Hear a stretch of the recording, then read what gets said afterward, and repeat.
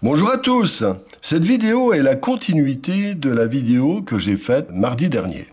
C'est-à-dire que je vous ai montré plein de manières de créer des idées qui s'emboîtent les unes aux autres sur un carnet de croquis. Et aujourd'hui, je vais en faire une seule. C'est-à-dire que c'est comme si j'en avais choisi une pour les réaliser complètement. Vous allez voir l'élaboration complète de ce projet de tableau pour pouvoir, ce que j'appelle un peu la carte postale, pour pouvoir aller assez loin. Voilà, le croquis préparatoire assez bien abouti.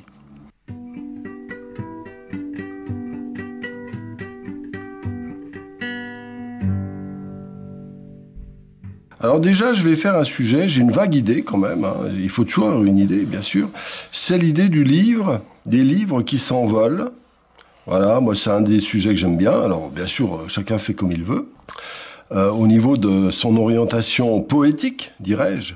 Et l'idée, c'est un thème que j'ai déjà utilisé plusieurs fois, mais c'est une variante qui permet de jouer sur des couleurs différentes, des ambiances différentes. Ces livres qui volent peuvent être mystérieux, angoissants, joyeux, libres, emprisonnés, etc.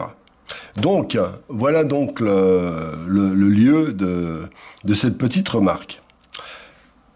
Déjà d'office, je voudrais qu'il y ait un axe à peu près comme ça, à peu près au milieu, voilà, globalement ici. Et tous les livres vont être un petit peu comme des assiettes posées l'un au-dessus des autres, mais séparées, comme s'ils étaient dans le vide. Alors ainsi, je vais... déjà d'office, je voudrais qu'il y ait un livre qui soit ouvert comme ça. Voilà. Ensuite, j'en voudrais un autre qui soit comme ça. Voilà, à peu près. Et donc, les autres s'emboîtent assez naturellement. Donc, j'en ai un qui va être, voilà, comme ici, par exemple. Je vais pouvoir varier, hein. Attention, l'objet de cette étude, c'est de varier les différents sujets, s'amuser avec, etc. Hein, d'accord ? Voilà.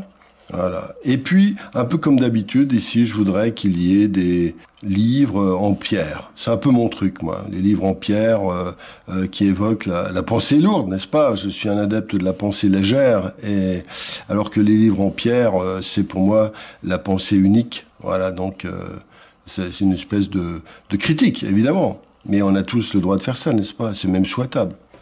Alors voilà, donc déjà, je voudrais une composition verticale comme ça, avec pas mal de vide ici et là, de chaque côté, de telle sorte que nous soyons aspirés par cette alambic, on va dire, de culture. Alors déjà, j'ai déjà beaucoup de choses. C'est-à-dire que là, je voudrais pour un livre qui soit dirigé... Je vais commencer par un bout. Alors, ce qui me plaît bien, c'est ces deux livres-là. Alors, je vais faire un point... Comme ils sont parallèles au sol, donc, vous voyez l'avantage, j'en profite pour vous montrer une petite astuce de perspective. Voilà, comme ça, donc, voilà, et celui-ci, voilà, sur ce point-là. Très important, voilà, bien sûr, il faut le faire à peu près à la louche. Alors, je vais en faire un peu plus minutieux, comme ça, voilà. Voilà, voilà. Mais je vais l'avancer suffisamment pour que vous ayez une idée globale de ce que ça va donner, à part les couleurs, mais il y aura le dessin et les valeurs dans une certaine mesure. Ici, je vais faire un livre qui fuit, pareil, sur la ligne d'horizon. Donc, je vais faire son point de fuite ici. Tac. Voilà. Et ici, donc, il y aura la même distance de là à là que de là à là. Donc, je mesure. Alors, il faut que je vois la taille que je vais lui donner. Bon, 1, 2. Tac, tac. Et pareil, ça fuit ici. Toutes les lignes parallèles ont le même point de fuite. Voilà, donc, et puis là, c'est parallèle. Voilà mon livre qui vole. Et puis, j'aurai les pages qui vont s'ouvrir comme ça, comme ça, comme ça, comme ça. Bon, on verra. Je vais reprendre ça après. Je verrai bien un livre ici avec un espace un peu plus grand, parce que j'ai envie de mettre une mandarine. J'en ai fait un avec, une fois avec des cerises, c'était sympa.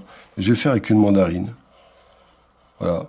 Pourquoi? Parce que c'est amusant. Alors, l'idée, tout de suite, en pensant à mandarine, je pense aussi automatiquement à un truc qui est sympa, c'est le fait que il y aura un point lumineux très, très coloré, et tout le tableau, je le verrai bien avec des gris, de blanc à gris, voire même à noir à certains endroits. Le tableau sera à 95% gris, blanc et noir. Et il y aura quelques touches de couleur, quelques livres légèrement colorés. Voilà, donc c'est un peu l'idée. Moi, ça me plaît, cette idée. Voilà, donc comme ça. Voilà. En fait, je veux vous mettre dans une situation. Alors, il y aura une espèce de contre-jour ici. Alors, je verrai lumière, ici, lumière. Donc, le blanc, c'est ici. Et le noir, ce serait en bas. D'accord? Donc, voilà. Donc, tout le bas, ce sera très foncé. Voilà, c'est l'idée. Voilà. On a déjà vaguement l'idée qui arrive. OK? Alors, là, je vais peut-être faire tourner très légèrement le bouquin, là, comme ça. Il va vers le fond. Voilà. Qu'on puisse voir le dessus quand même. Pareil, là aussi. Hop. Voilà. Très foncé. Celui-là, très foncé. Ce qui va faire qu'il y aura des gris ici. Là, c'est blanc. Là, c'est gris. Là, c'est noir. Mais là, ici, ce sera très vif. Et là, la partie très foncée va sortir quand même sur le gris et faire fortement apparaître la mandarine. Voilà l'idée. Peut-être que je la ferai un peu plus sur la gauche, à moins que ce soit un peu plus gros, peut-être quand même. On verra. Ouais, on verra. Comme ça. L'autre bouquin va être désaxé comme ça. Et là, je le verrai bien blanc. Alors, pareil, tac. Et là, je voudrais une tache. Une tache qui sera faite avec des effets de matière. Là, je le verrai bien en peinture à l'huile. Et là, il y aura des taches. Des taches, des accidents, des trucs qui vont noyer cette zone-là. Ce qui fait qu'il n'y aura que des zones qui vont apparaître, qui seront assez discrètes, qui seront donc toute cette zone-là. Voilà. Il y aura plusieurs avantages. Ça me permettra de créer des effets de matière, m'amuser, etc. Voilà, comme ça. OK. Bon, maintenant, en dessous, voilà, donc je fais un livre blanc aussi. Donc celui-là, il sera blanc. Pareil, il fuit, mais loin. Donc il y a une petite fuite. Donc voilà, ce ne sera pas parallèle, ça et ça. Ici, maintenant, j'ai envie de mettre un livre jaune qui sort un petit peu. Ah, qui sort un petit peu comme ça. Voilà. Hop, comme ça. Bon, là, ce côté-là, c'est pris dans le noir, donc on s'en moque. Comme ça. Là, c'est pareil. Voilà, presque parallèle. OK. Et puis là, je vais changer l'axe. Hop, comme ça, tac. Comme ça. Et puis là, pareil, ça fuit là-bas. Le point de fuite, il est à l'extérieur du futur tableau. D'accord? Dans ce cas-là. Tac. Peut-être un peu plus loin, même à la limite. Ouais, je vais faire un peu plus loin. Un peu de pifomètre, s'il vous plaît. Voilà, comme ça. Voilà comment je prépare mes tableaux, la carte postale assez aboutie. Et après, je vous montrerai le tableau fini quand je l'aurai fait la semaine prochaine. Voilà, ce qui permettra d'avancer, de montrer. Voilà, donc, je verrai plus comme ça. Là, ça va resserrer un peu. Peut-être un peu moins long, là, voilà. Voilà, et faire comme ça. Faut pas exagérer. Un petit coup de gomme. Gomme interdite, hein, sauf pour moi, bien entendu. Voilà. Et puis, en dessous, des livres de pierre. Alors, des livres de pierre que je vais marquer comme ça, avec, comme s'il y avait des gravats. Ça, c'est un truc que je fais assez souvent. J'aime beaucoup faire ça. Voilà. Je vais rattaquer des thèmes un peu, en même temps, pas très loin de la poésie, un peu de la critique. Voilà. Faut faire gaffe de ne pas tomber dans le nunuche, hein, en peinture. Faut pas que ce soit que de l'esthétique, hein. Voilà. Tac.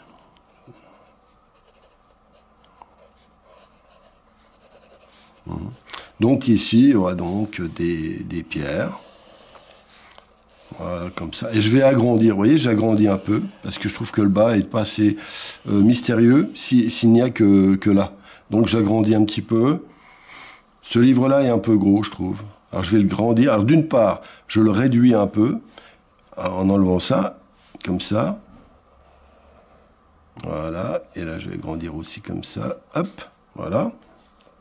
Tout ça, ça va être foncé. Donc, voilà. Alors maintenant, je vais utiliser mon crayon gras, très gras. Voilà. Hop. Ici, c'est pas trop foncé. Là, ça va. Mais en dessous, oui. Voilà, comme ça, ça va être très foncé en dessous.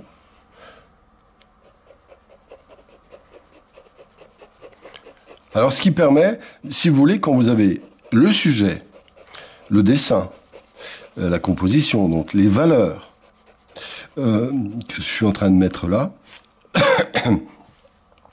eh bien, on a déjà beaucoup de choses. Après, il suffit de faire le dessin, c'est ce que je vais commencer à faire tout à l'heure, sur une toile.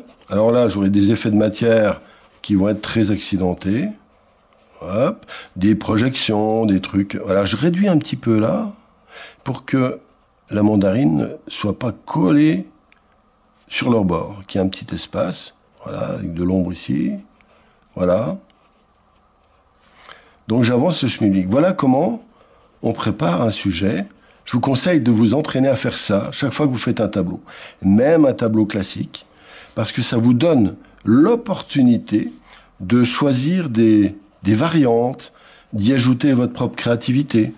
Et vous allez voir, ça va me prendre moins de 10 minutes à faire ça. Hein. Je ne sais pas où on en est dans le temps. Voilà. Hop. Alors là, je continue. Tac. Vous voyez, donc l'intérêt, c'est que je vais faire... Là, je vais faire vraiment foncer. Puis je vais faire comme s'il y avait des coulures. Vous voyez, des accidents. Voilà, des trucs comme ça. Hop. Et puis là, bien sûr, ce sera très... Voilà, comme ça. Voilà, je bouge la table. Voilà, donc mes livres qui vont être cassés avec des cassures, comme ça, tac.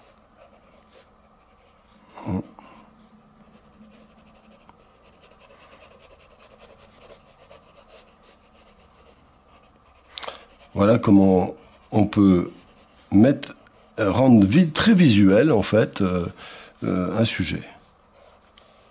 Là, j'en ai une autre qui est là, comme ça, qui est... Ouais, c'est celle-là, pardon, je me suis gouré. Voilà, je vais faire comme ça. Hop, je vais en mettre un autre ici, de livre. Hop, comme ça, comme s'il était cassé, avec des grandes fissures. Puis des zones qui vont être accidentées. Hein. Voilà, comme un livre en pierre avec des fissures. Voilà. Bon, quand je serai grand, je ferai des trucs plus normaux, hein, mais bon. Il faut bien que... Voilà, comme ça, tac. Donc là, c'est foncé. Je continue, je reprends encore foncé. Là aussi, alors je vais foncer de manière un peu comme ça.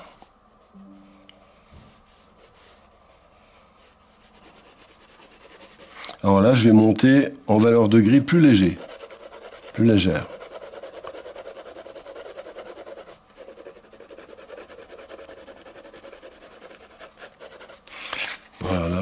Hop, allez, un petit coup, on estompe.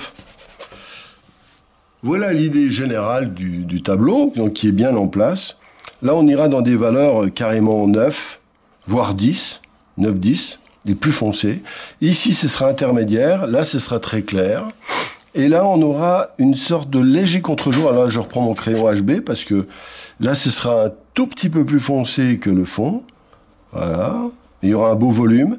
Et là, c'est la précision qui va être intéressante pour donner une espèce de réalité. C'est-à-dire, c'est une manière d'incarner le sujet.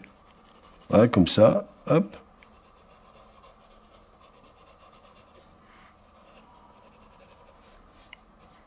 Voilà. Et après, je vais faire des... J'aime bien ces livres, vous savez, avec des coudes comme ça. Donc voilà, j'en ai un dans ma bibliothèque de réserve. Tac, avec le fameux truc qui va me permettre de mettre des petites touches de couleur là. Ici, ce sera un vieux bouquin. Ici, pareil, ce sera peut-être un livre, voilà, simplement comme ça. Je ne sais pas si je vais faire des éléments compléments. Alors, je voudrais un peu de couleur ici, peut-être du jaune. Voilà, j'ai déjà fait voilà, du jaune. Et puis là, ce sera un peu plus foncé. Hop, là, il y aura une zone évidemment foncée. Tac. Et là, je verrai un vert. Je voudrais rester dans un jeu, surtout noir et blanc, et avec une petite pointe de couleur. Là, par exemple, si là, j'ai un gris un peu chaud, bah, j'aurai aussi un gris un peu chaud là. Là, ce sera par exemple du vert. Alors, je vais le faire, hein. Attendez. Voilà. Et vous voyez, le tableau apparaît. Et quand on a fait ça, alors je vous le dis, en vérité, je vous le dis, quand vous avez fait ça, vous n'avez plus de soucis. Regardez, toujours pareil, hein, là j'ai le point de fuite qui est là. Donc là, c'est pareil, les livres, hop.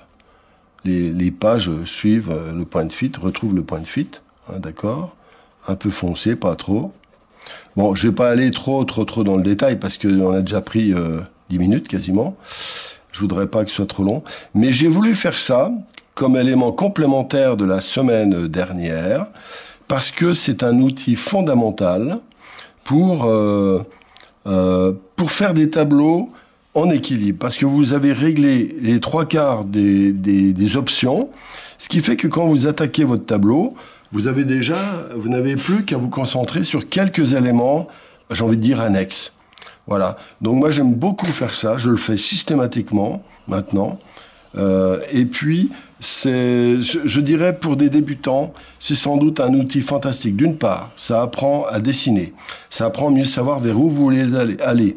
Ça vous prend 10 minutes, donc vous n'êtes pas engagé comme quand vous faites un tableau.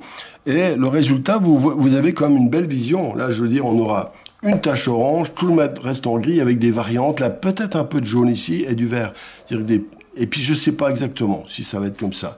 Mais je garde des options, je dirais, il y a 10% d'options, hein, c'est-à-dire de choses qui vont s'ajouter ou s'enlever, d'accord, ou se modifier. Peut-être que la page là, je la ferai plus basse, je ferai des variantes. Mais on va dire qu'on est à peu près dans les clous pour l'instant. Et je sais ce que je veux. Là, je ferai, par exemple ici, des grosses tâches, peut-être au couteau, plus projection, couteau, plus projection, avec du gris de pen. Pourquoi? Parce que ça correspond bien au froid que je voudrais dans ce tableau. Et en plus, il sera facile de le moduler avec des glacis après. Mais ça fera une belle pâte, une belle matière, j'espère. Là, bien sûr, ce sera orangé. Orange, donc évident. Ici, c'est des pâles. Là, ce serait peut-être bleuté. Je verrais bien bleuté. En fait, je voudrais qu'il y ait des bleutés verdâtres tout doux sur des gris. Simplement. Voilà, je diminue la couleur. Vous voyez, en vieillissant. Voilà. Et là, mes pierres, mes cailloux, mais je ne vais pas les détailler trop ici. Voilà, donc ça va être important aussi. Et tout ça très, très, très foncé. Voilà. Donc, vous avez compris. Et je vous invite donc à faire ça. Même si vous faites un simple paysage, vous aurez beaucoup de bénéfices à le préparer. D'une part, vous allez le manger. Vous prenez une photo, vous refaites le paysage, vous allez faire des petites variantes que vous n'auriez pas fait si vous avez attaqué le tableau directement. Deuxièmement, vous allez le manger, donc vous allez vous familiariser avec la forme, par exemple, des arbres ou des choses comme ça. Et troisièmement, vous allez, dégrossir tellement de choses que vous aurez plus d'énergie pour accomplir votre tableau. Et vous n'allez pas vous trouver sans arrêt qu'autant d'interrogations. Plein de choses seront acquises. On pourrait dire, c'est comme une personne qui rentre dans une voiture la première fois, il est concentré sur la levée de vitesse, le volant, le rétroviseur, et il n'a pas le temps du tout de penser à la route. Mais quand tous les automatismes commencent à devenir autonomes, un peu comme dans ce cas-là, un peu là, c'est comme si vous faisiez un tour en voiture, quand vous êtes débutant, sur un circuit. Donc vous avez déjà réglé plein de trucs, vous savez à peu près, des indications qui sont déjà marquées. Donc, en économisant votre énergie, vous pourrez décupler votre créativité, donc vous concentrer sur la dimension créative. Voilà. C'était la petite proposition pédagogique de la journée. Et, je vous souhaite de faire ça, et amusez-vous, et puis voilà.